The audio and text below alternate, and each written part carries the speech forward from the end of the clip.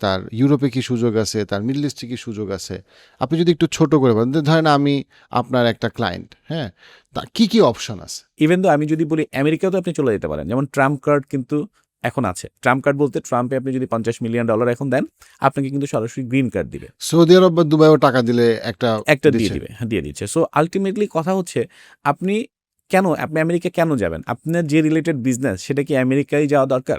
বা আপনি যে রিলেটেড বিজনেস করেন সেটা কি পর্তুগালেই যাওয়া দরকার? বেটার।